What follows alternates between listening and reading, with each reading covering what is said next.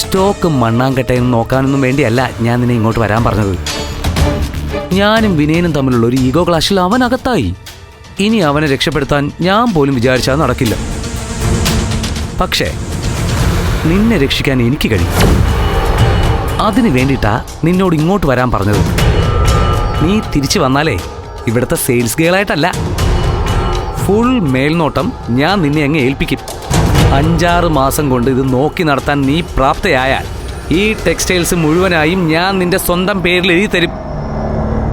ഇത് വെറുതെ പറയുന്നതല്ല, നിന്നെ എനിക്ക് അത്രയ്ക്ക് ഇഷ്ടമായിട്ടാ.